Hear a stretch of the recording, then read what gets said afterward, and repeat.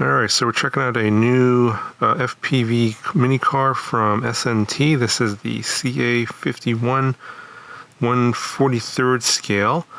And if you saw some previous videos on my SNT reviews, this was I think this is one of the more recent ones I reviewed for a while back. It's been a while since I reviewed these.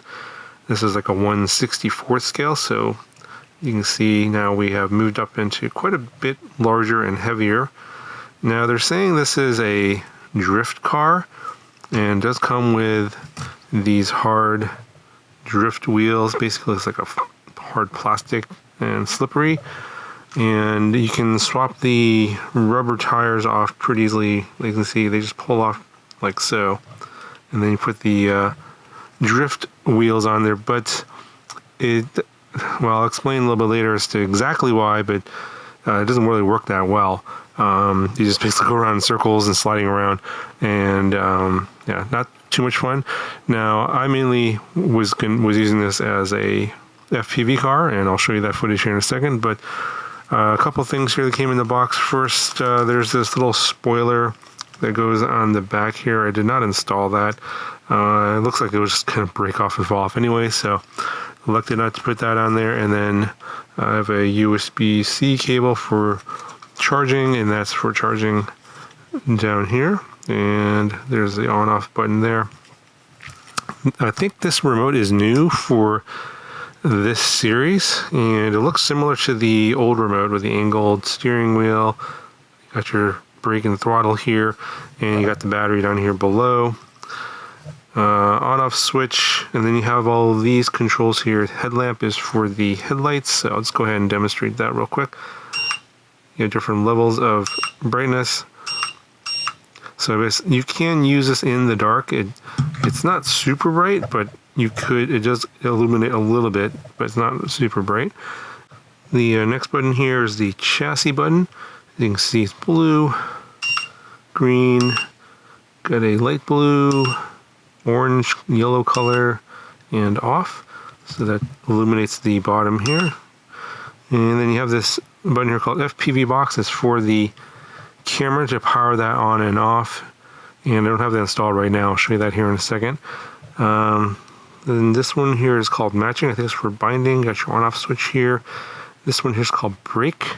And so normally when you go, you have these brake lights.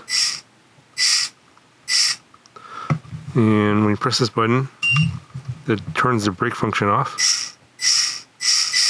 So when you actually go backwards, it actually reverses right away instead of braking. So most people will want the brake function.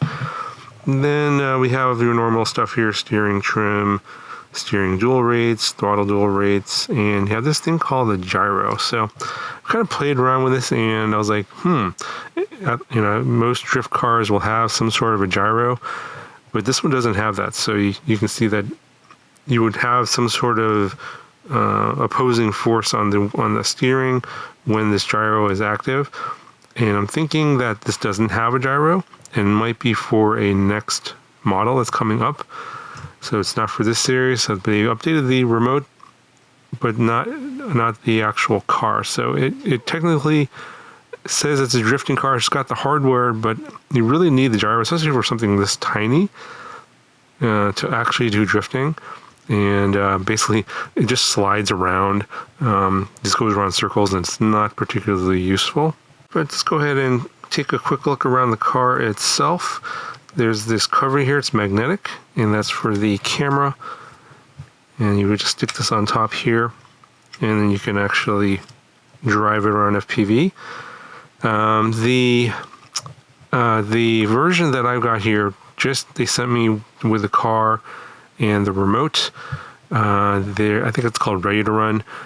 And if you want the camera, you need to get the FPV version.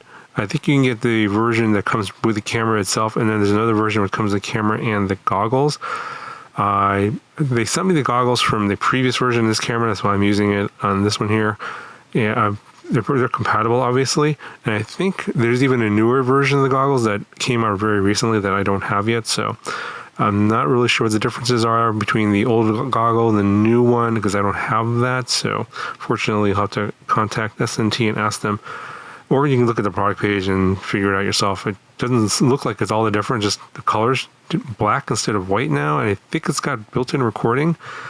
But other than that, it looks pretty much the same. So anyway, if you want to mainly use it as an FPV car, I would get the camera version, or you can buy the camera separately. I think it's like $30 for the camera, and it's just a standard analog camera with 4 channels. But again, here's a look around the whole car. You got these nice wheels. You got independent suspension on all 4 corners. It is 4-wheel drive. And here's the front. Got these little mirrors here. You can't look inside. The cover just comes off. You hold the wheels here and then pull up on the back. And it's just held on with some magnets. You can see some magnets right there. It's a little hard to see. So the chassis is held on like that. And then you got all these plugs here for the lights and stuff. So got a lot of wires here, as you can see. I'm going to be careful not to rip those out. And also have the wires for the power and the video signal for the FPV camera. And then you can see there's the battery there. It is apparently swappable. I think that's the plug right there if you want to change the battery. And then all these, you can see these are on plugs as well. You can unplug them and do service on this if you need. Again, it looks like everything is on plugs. And I think the motor is just I think it's an 815 size brushed motor. And yeah, the can't really see all the little suspension elements here, but I'll just kind of show you. Obviously, this is a micro-scaled FPV car, so it's not quite the same as a larger RC car. But just giving you an idea. You got some nice suspension there in the front, and then we'll just pop this back on.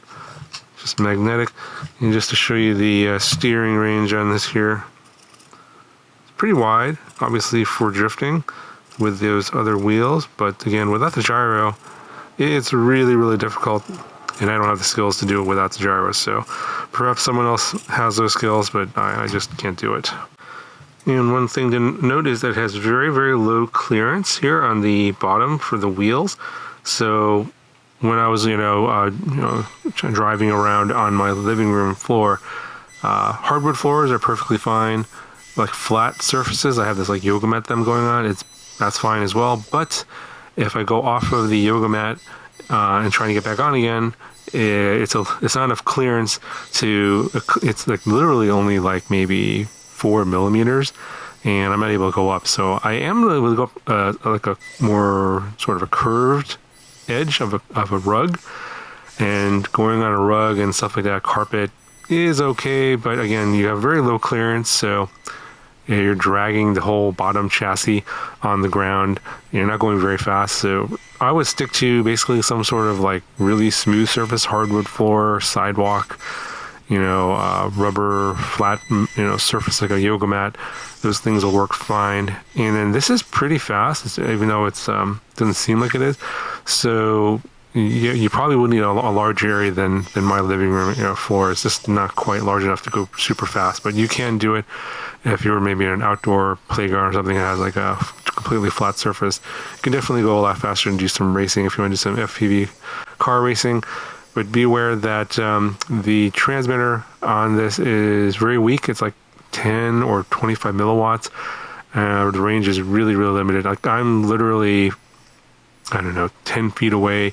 I am going behind my kitchen area here, like behind like a dishwasher and stuff, and I have a very weak signal. The video breaks up pretty badly, so you will need pretty clear line of sight from from the car with the FPV transmitter to your goggles or FPV screen monitor, whatever you're using to look at the video feed.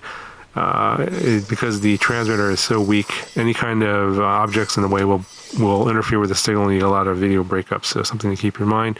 But you can definitely FPV the car around as long as you're within range and close by, and nothing is blocking the signal.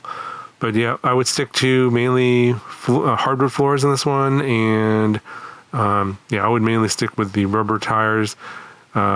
Drifting, for me at least, I wasn't able to do it. So unfortunately, I would wait for if you really want to do drifting on this one, I'd probably wait for the next version that has the actual gyro enabled or built in to the car.